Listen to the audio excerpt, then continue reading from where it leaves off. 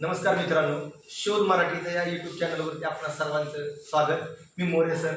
आज आपण मराठी व्याकरणामध्ये काळ व काळाचे प्रकार पाहणार आहोत। काळाचे एकूण 3 मुख्य प्रकार आहेत। पहिला आहे वर्तमान काळ, दुसरा आहे भूतकाळ आणि तिसरा आहे भविष्यकाळ। हे काळाचे मुख्य 3 प्रकार आहेत। तसेच काळाचे उपप्रकार सुद्धा आहेत। प्रत्येक काळाचे 4 उपप्रकार पडतात। प्रत्येक काळाचे किती उपप्रकार? 4। तर सुरुवातीला बघा, वर्तमान काळ।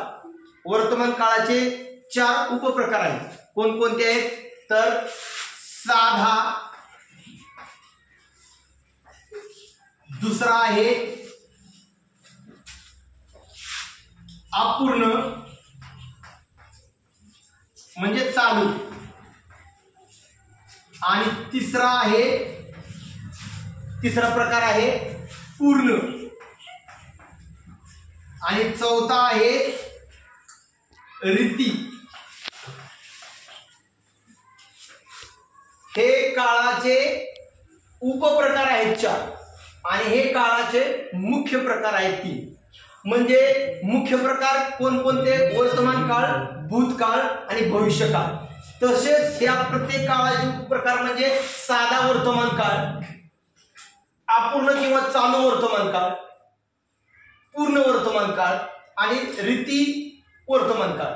असे झाले वर्तमान काळाचे 4 उपप्रकार। तसेच भूतकाळाचे सुद्धा 4 उपप्रकार आहेत। साधा भूतकाळ, अपूर्ण किंवा चालू भूतकाळ, पूर्ण भूतकाळ आणि रीती भूतकाळ। तशाच पद्धतीने भविष्यकाळाचे सुद्धा 4 प्रकार आहेत। 1 नंबरचा आहे साधा भविष्यकाळ, 2 नंबरचा आहे अपूर्ण म्हणजे चालू भविष्यकाळ, तिसरा आहे पूर्ण भविष्यकाळ आणि चौथा आहे रीती भविष्यकाळ।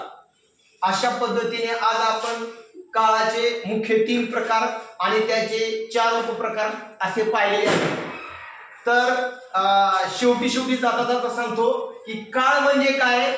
तर काळ म्हणजे वेळ। लक्षात ठेवा, वेळ।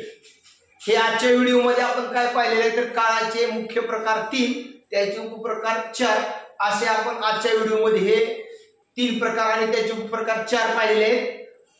पुढच्या व्हिडिओमध्ये आपण काळाचे मुख्य प्रकार तर पाहिलेलेच आहे, त्याच्याबरोबर तो वर्तमान काळ कसा ओळखायचा, भूतकाळ कसा ओळखायचा, भविष्यकाळ कसा ओळखायचा हे आपण पुढच्या व्हिडिओमध्ये पाहणार आहे।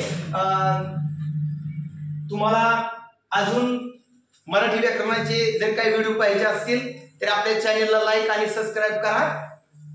धन्यवाद।